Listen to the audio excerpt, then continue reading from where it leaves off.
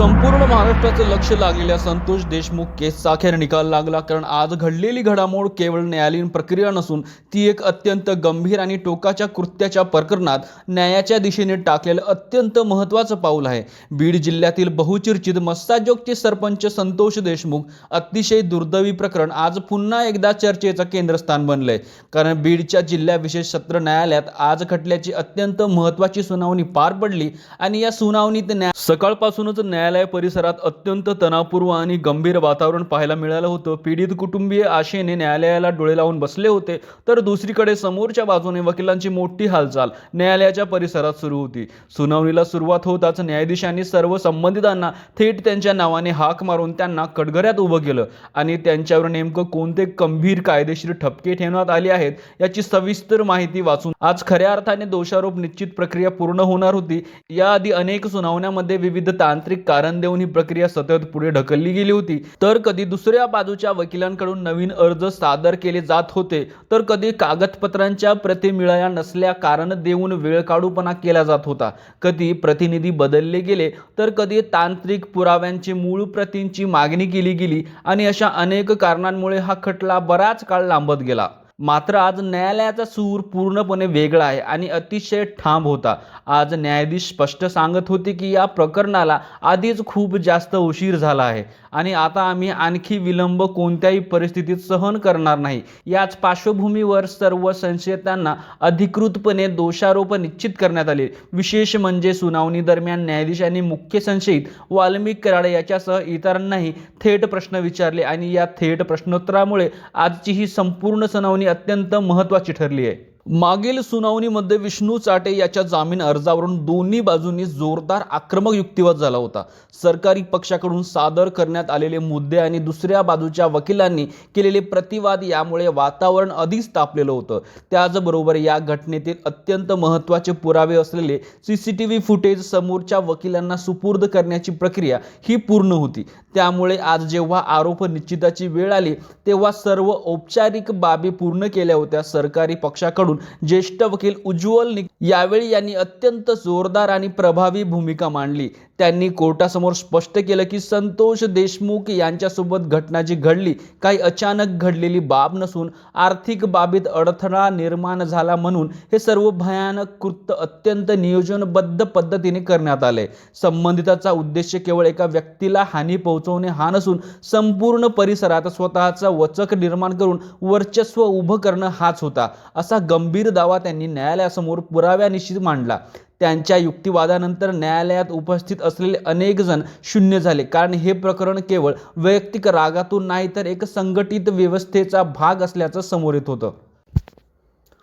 तर दुसरीकडे प्रतीक घुले यांच्या वकिलांनी कागदपत्रांचा सखोल अभ्यास करण्यासाठी पुन्हा एकदा वेळ देण्याची मागणी केली। त्यांनी सांगितलं की आम्हाला सादर करण्यात आलेल्या पुराव्यांचे निरीक्षण करण्यासाठी आणखी काही अवधी हवा आहे, पण यावर सरकारी वकिलांनी तीव्र आक्षेप घेतला। त्यांनी न्यायालयाला सांगितलं की संबंधित लॅपटॉप सध्या तांत्रिक तपासणीसाठी प्रयोगशाळेत आहे आणि त्यातील काही माहिती अत्यंत खाजगी असल्याने सरसकट देणे शक्य नाही, कारण त्याचा गैरवापर होऊ शकतो। मात्र आवश्यक तो सर्व कायदेशीर पुरावा उपलब्ध करून देण्यात येईल असं त्यांनी स्पष्ट सांगितलं।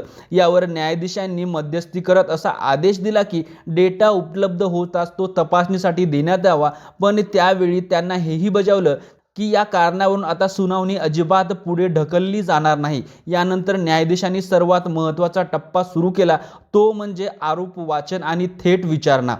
न्यायालयात उपस्थित प्रत्येकाची उत्सुकता आता शिगेला पोहोचली होती, कारण याच उत्तराच्या खटल्याची पुढची दिशा अवलंबून होती। न्यायाधीशांनी अत्यंत गंभीर आणि करड्या आवाजात सर्व संबंधितांना विचारले की तुमच्यावर जबरदस्तीने पैसे वसूल करणे, पळवून नेणे, जीवघेणे हल्ला आणि मकोका अंतर्गत संघटित गुन्हेगाराचे अत्यंत गंभीर आरोप आले आहेत। हे सर्व आरोप तुम्हाला मान्य आहेत का? या क्षणी न्यायालयात पूर्ण शांतता पसरली होती, कारण या प्रश्नाचे उत्तर पुढील सुनावण्यांचे संपूर्ण सूर ठरणार होतं। काही क्षणाचा थांबा घेत आणि आजूबाजूला पाहत मुख्य संशयित वाल्मिक कराड उभा राहिला आणि त्याने मोठ्या आवाजात उत्तर दिले की मला आरोप मान्य नाहीत आणि याबद्दल काही विशेष सांगायचं आहे। यावर न्यायाधीशांनी त्याला त्वरित थांबवत स्पष्ट सांगितलं की तुम्हाला जेवढं विचारलं आहे तेवढं उत्तर द्या, जास्त बोलू नका आणि फक्त हो किंवा नाही सांगा। यावर वाल्मिक कराड थोडा अडखळला आणि म्हणाला की मला केवळ राजकीय द्वेषातून या प्रकरणात अडकवण्यात आलं आहे। या वाक्यामुळे न्यायालयात पुन्हा एकदा खळबळ उडाली आणि अनेकांच्या भुवया उंचावल्या। पण न्यायाधीशांनी पुन्हा एकदा ठामपणे आपला प्रश्न विचारला की तुमच्यावर आरोप तुम्हाला मान्य आहेत का? आणि यावेळी वाल्मिक कराडने स्पष्ट आणि मोठ्या शब्दात उत्तर दिलं की मला आरोप बिलकुल मान्य नाहीत। या उत्तरानंतर न्यायालयात काही काळासाठी स्तब्धता पसरली होती, कारण एका बाजूला सरकारकडे असलेले गंभीर पुरावे तर दुसऱ्या बाजूला सर्व आरोप नाकारणारा मुख्य संशयित। हा संघर्ष आता प्रत्यक्ष सुनावणीमध्ये अधिक प्रकर्षात दिसणार होता। न्यायाधीशांनी त्यावर पुढील सुनावणीची तारीख जाहीर केली आहे आणि सांगितलं की या प्रकरणाची पुढील सुनावणी अत्यंत गतीने घेतली जाईल। या आदेशानंतर आजची सुनावणी संपली, पण या काही मिनिटातच प्रश्नोत्तराची संपूर्ण प्रकरणाला एक नवीन आणि निर्णायक वळण दिलं आहे। संतोष देशमुख यांच्यासोबत घडलेल्या त्या दुर्दैवी घटनेनंतर संपूर्ण बीड जिल्हा हादरून गेला होता आणि परिसरात अस्वस्थतेचं वातावरण निर्माण झालं होतं। एक तरुण सरपंच जो गावचा कणा मानला जात होता, त्यांचा असं दुःखद जाणं हे केवळ एका कुटुंबाचं नुकसान नव्हतं, तर संपूर्ण समाजाचा विचार करायला लावणारं कृत्य होतं।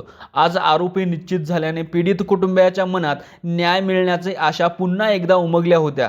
मात्र कायदेशीर लढाई अजून संपलेली नाही, कारण खरी कसोटी आता सुरू होणार आहे, जिथे प्रत्यक्ष पुरावे, साक्षीदारांची साक्ष, याउलट तपासणी यातून सत्य बाहेर येणार आहे। आजच्या या सुनावणीमध्ये एक गोष्ट स्पष्ट झाली की हा खटला आता अत्यंत निर्णायक टप्प्याकडे वाटचाल करत आहे आणि समोरच्या बाजूने आरोप नाकारण्यामुळे आता हा खटला सविस्तरपणे चालणार असल्याची तर न्यायालयाची कठोर भूमिका पाहता यात आवश्यक विलंब होणार नाही असं दिसतंय।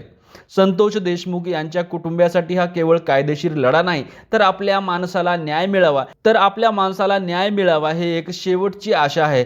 प्रत्येक तारखेला डोळ्यात आशा आणि मनात वेदना घेऊन ते कोर्टाच्या पायऱ्या चढत असतात आणि आज झालेल्या या आरोप निश्चितीमुळे त्यांच्या चेहऱ्यावर थोडासा दिलासा होता। आता प्रश्न एकच उरतो की या लढाईमध्ये शेवटी विजय सत्याचा होईल का आणि पीडित कुटुंबाला खऱ्या अर्थाने न्याय मिळेल का? या प्रकरणातील प्रत्येक छोटी मोठी घडामोड जाणून घेण्यासाठी आमच्यासाठी जोडून राहा। पुढील सुनावणी कोणते मोठे खुलासे होणार आहेत हे पाहण्यासाठी अत्यंत महत्त्वाचं असणार आहे। तुम्हाला काय वाटते, या प्रकरणाचा निकाल किती लवकर लागेल? तुमच्या प्रतिक्रिया कमेंट बॉक्समध्ये नक्की कळवा आणि हा व्हिडिओ शेअर करायला विसरू नका आणि चॅनलवर नवीन असाल तर सबस्क्राईब करा। सर्वात महत्त्वाचा मुद्दा म्हणजे सर्व पुरावे आरोपीच्या विरोधात असून एवढा विलंब का लागतो? गेल्या एका वर्षापासून हा खटला सुरू असून संतोष देशमुख यांना न्याय मिळालाच पाहिजे।